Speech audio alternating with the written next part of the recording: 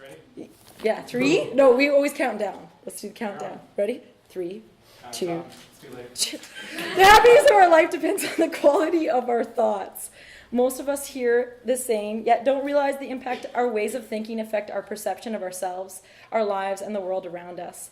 Essentially, which thoughts we choose to listen to dictate our actions and reactions to our daily lives.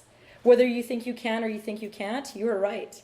This is the magic pill and solution we have all been looking for in terms of achieving our health goals and being happier, having positive influence on this beautiful earth. Keeping your thoughts positive in nature, noticing when negative thoughts creep up, and switching them out from something that makes you feel terrible to something that is inspiring and happy requires us to really listen. Our minds are powerful tools, but if we don't use them wisely, they can run us off path very quickly. In order for humans to accomplish everything we do, the brain creates wiring or pathways to perform our mundane tasks without us having to think about it at all. This layer of behavior is called unconscious programming, and it's easily seen in walking, brushing your teeth, and even eating, which is what I'm going to talk about. How we do anything is how we do everything. We're constantly programming ourselves. By asking yourself why or you're doing something or saying something, you automatically become more self-aware, and this is crucial to unfolding the layers of how we are as people. Practicing mindfulness is the quality of paying attention to and being aware of the present moment. Consider the difference between what it is to nourish yourself and to eat on the run. In modern day life, we often are so rushed and that we eat in the car and at our desk or even while watching TV. Wolfing down food in this way, we rarely focus on what we are putting into our bodies. This lack of attention can cause us to overeat and consume foods we don't need. We are so lucky to have an abundance of food that is great variety of offers many wholesome, nutritious opportunities when most people in this world are starving and malnourished and raped of clean water and food. When we need to find a gratitude practice in all that we have, including our food. As we start to open our eyes and our minds to a new way of viewing our relationship to food, we start to notice how truly corrupted our behaviors have become. We've trained ourselves in our hectic, fast-paced culture to ignore how seemingly simple food choices and the corresponding adopted behaviors surrounding eating are having a negative domino effect. With this go-go lifestyle, our energy levels plummet, only to be replaced by energy or artificial energy forms like caffeine and sugar, full of toxic chemical ingredients. Instead, if we slowed down just a little bit and took some time to care for ourselves by choosing to eat foods the way nature intended, we would find that our energy levels soar naturally. When we continually fuel up on processed packaged foods, although consuming higher calories, our bodies get hungry and hungrier.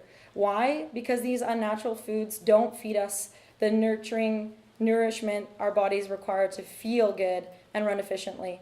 And that's what I call developing obese starvation. Start reading the ingredients. If you don't know what it means, then don't buy it. In addition to eating wholesome foods, I like to talk about superfoods. Things that we require now to replace the fact that we've depleted our soils with pesticides and we grow GMO foods. Now we need to go out and reach out for those nutrients that we're lacking in our diet. As you start to question your thoughts surrounding your food, you also have to question your food entirely. Our government is not protecting us as a people from the toxic chemicals used to grow food, nor the other people slaving to harvest our food, as well as the animals that suffer and the waters that are polluted. We need to make a choice so that it counts and we can force change in our society. I like to go over the 10,000 chemicals, but I only have 20 seconds per slide. So just know that there are so many scary chemicals that you find in your yoga mats and in your shoes and how they coat flooring.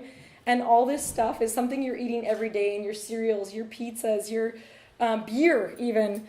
And we need to start questioning, is this okay? Why am I still buying this? If there's something so toxic that can cause cancers and autoimmune disorders and slowly start to kill us from the inside out.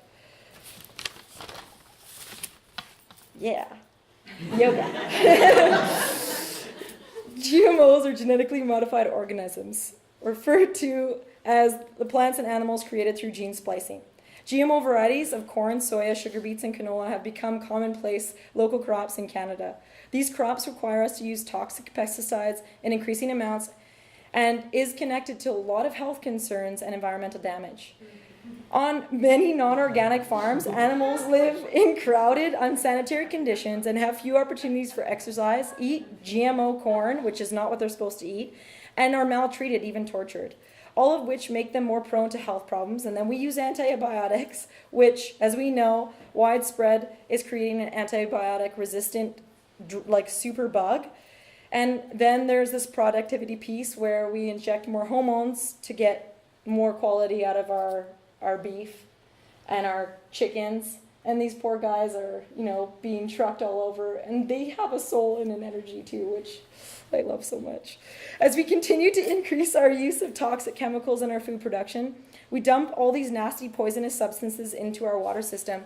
Industrial agriculture is among the leading cause of water pollution today, which not only damages the environment and kills wildlife, but it can also sicken and kill people.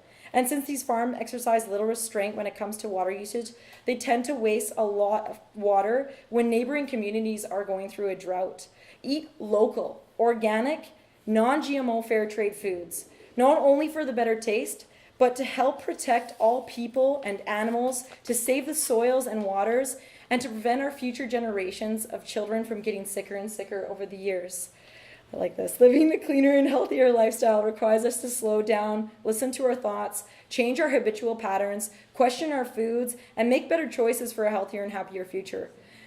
Corny, yes, individually we are one drop. Together we are an ocean, and we can be the change we want to desperately see in ourselves and in the world. And as Mufasa puts it from The Lion King, the circle of life, we are one, you and I.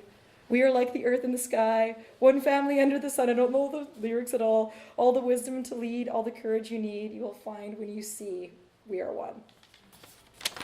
That's it. Thank God.